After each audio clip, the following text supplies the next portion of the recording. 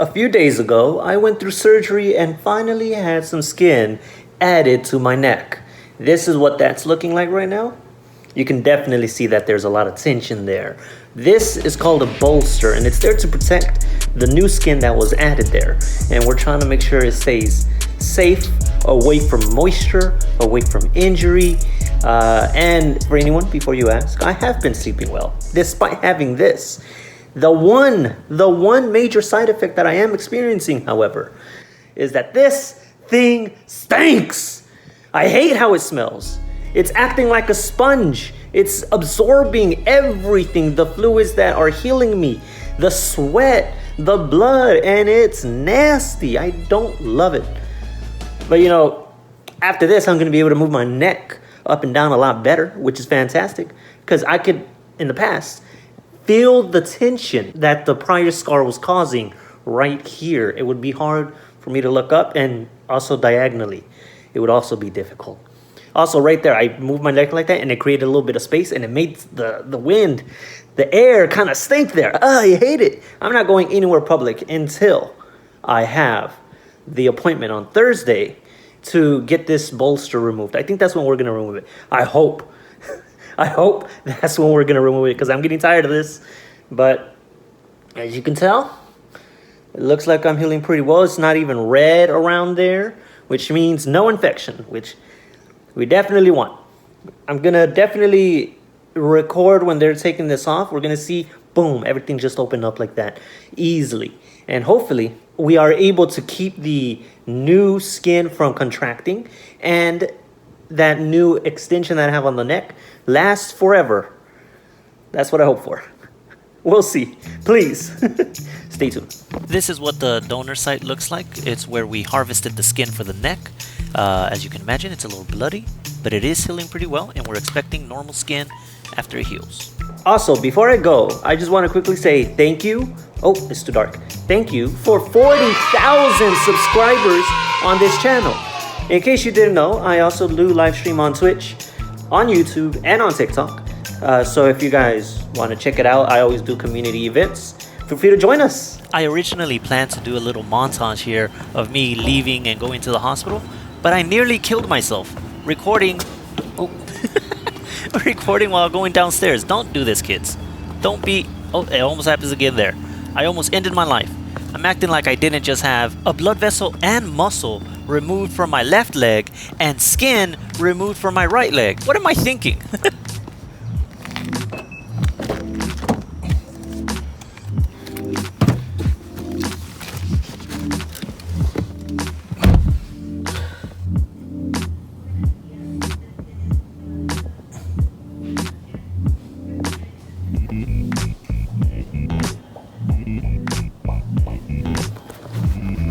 Okay, so I lied. I wasn't able to record the video as they were taking the bolster off. They did it immediately after doing a tissue expander, and I couldn't move my left arm while they were doing that. So this is the aftermath. This is what it's looking like. It's actually really good. I know some of you guys don't know what good skin graft looks like, but it is stuck to my body. It's not looking like it's being rejected. And all that little dark area, those are stitches, and they've actually already came off. I'm editing this video about a week after. Most of them have already fallen off. The only thing is, I said let's hope it doesn't contract. It's already contracting. But that was one of the risks that we did talk about. And there's the expanded tissue expanders. We plan to continue to expand this for another month. And if you guys recall, we're going to add the skin on my back. We're going to take the excess and put it on my back where my spine is supposed to be, and hope that that actually makes an improvement. I didn't record when they were doing this expansion, but here's the one from the prior week. They basically have to inject a needle into me and then put water into the tissue expanders. The tissue expanders are like silicone bags underneath the skin. And this one shouldn't have any fluid in it. And you feel like metal back. Right. Yeah, and so there's a little dye there too. In this clip, you can see how the tissue expander is literally growing as we add more and more water into it. Technically it's not water, it's saline, but you know, technically that's still water, I guess. Look, you can see a little bump there.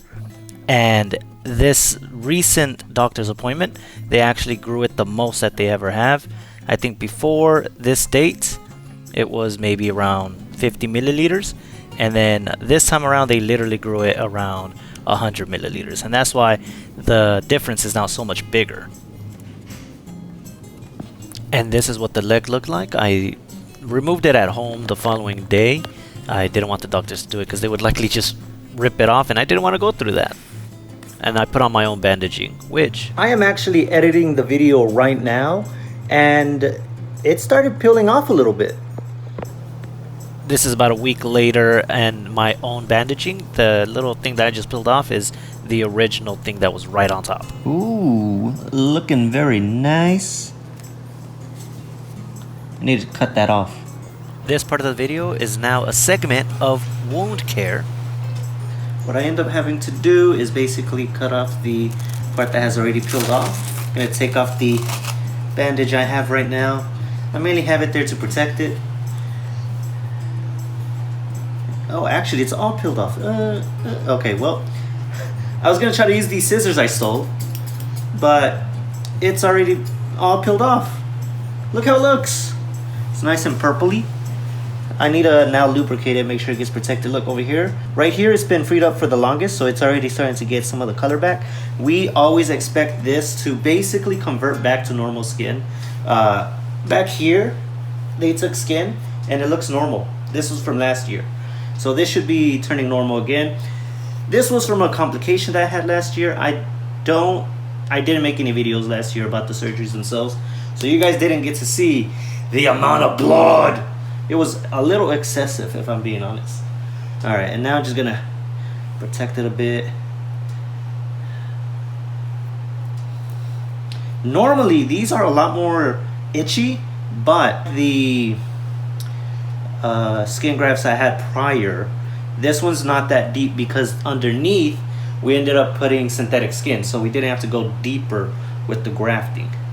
I'm still going to protect this. I don't want my shorts to be rubbing on it. That could irritate the skin, so I'm gonna still put something on like this to protect it. Let me see if I can get that recorded. Alright, I have all the material I need. I just want to protect it for a little bit longer. It's only been 2 weeks since the surgery, and it's still pretty sensitive. I'm gonna put some Zeroform on it. I don't need to put Zeroform, but I want to make sure it heals all the way. There we go. Almost a perfect size. I was actually going to use that piece for my neck, but I hate how sticky that is. I'm just going to put it here. Alright. Close this up. Not sponsored, so I'm not going to show the brand. And I actually like a little bit of cushion, so I end up putting some of the thicker bandages on it just to protect it. Ooh, I got too many. Yeah, it's a little bigger than the other one, so I'm gonna go the long way. Okay. Also, I have this little thing up here because the tape that I was using before was irritating a lot, and when I have an itch, I itch it. Ooh, I'm gonna have to probably get a third one. I only got 2. Hold on. I need to make my leg straight so that it fits. There we go. Alright. I love skin grafts when they are not itchy. And I guess the reason this was not itchy is because it was not as big or as deep as previous ones.